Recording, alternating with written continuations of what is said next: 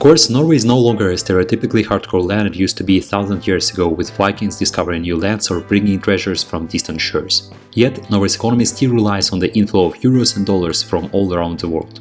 Why does it happen in the first place? You may think that it's all about oil and gas exports. Well, it's not the whole truth. A number of long-term factors and geography should be considered. Let's start with some history. To begin with, Norway hasn't got enough arable land. Most of its territory is covered with mountains and rocks. The climate is also a major factor. Nevertheless, Scandinavian peasants who, unlike most European peasants, actually owned land alongside with fishers, have played the key role in the Norwegian economy for several centuries. Most of the population lived along the coast and relied on fishing, which used to be an extremely dangerous activity back in those days. Thanks to export of fish, a number of cities like Bergen flourished. The pace of life changed dramatically in the 19th century, as the population grew fast and many farmers found themselves without any land in the countryside or job in towns. About 1 in 10 Norwegians migrated to the American Midwest in the second half of the 19th century. By the way, their descendants constitute a huge percentage of the population there even now. During much of its history, Norway used to be a part of Denmark, and later, after the Napoleonic Wars, a part of Sweden. It's hard to label Norway a regional backwater in those days, but it was clearly not rich when compared to Britain and France.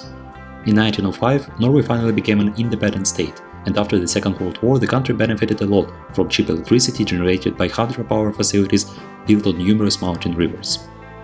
Moreover, aluminum production was profitable because of cheap energy. Financial aid from the US, that understood that Norway's location made the country a perfect ally during the Cold War, also played its role. Besides, rich Americans of Norwegian origin were eager to invest in rapidly developing Norwegian economy. And now comes oil.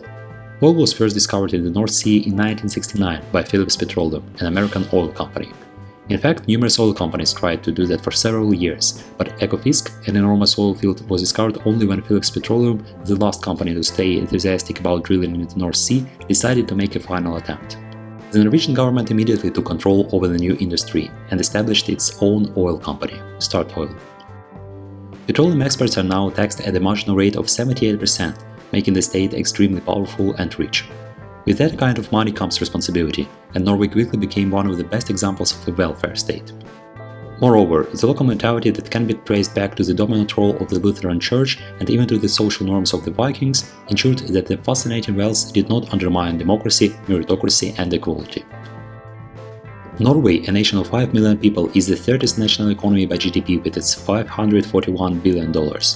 But it has not always been so rich. Just take a look at the graph comparing GDP per capita in Norway, Denmark and Sweden. Half a century ago, Norway was poorer than its neighbors. Don't forget to like this video and subscribe to my new channel. Now gas and oil account for more than a half of Norway's exports. Other important export goods are unsurprisingly fish and aluminum, that together make up more than 10% of exports. Norway's main export partners are the UK 21%, Germany 15% and the Netherlands 10%. Main import partners are Sweden 11%, Germany 11% and China 10%. Although it is hard to predict the country's future in a post-petroleum era, due to the increasing role of politics in the economy, Norway will definitely stay the major seller of oil and gas to Europe, while the continent is still completing its transition to green economy. The most important thing to mention when we talk about Norway's wealth is that several generations of Norwegians will enjoy generous pension plans. The Government Pension Fund of Norway, that was established in 1990 to invest the surplus revenues of the Norwegian petroleum sector, has enormous $1.2 trillion in assets, including 1% of global stocks and shares.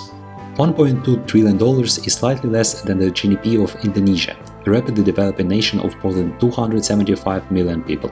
The government pension fund is worth astonishing $250,000 per Norwegian citizen. In other words, if distributed to all Norwegians now, every citizen could buy 2 Tesla's Model S with this money.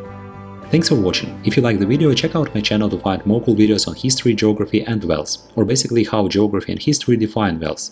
Don't forget to subscribe.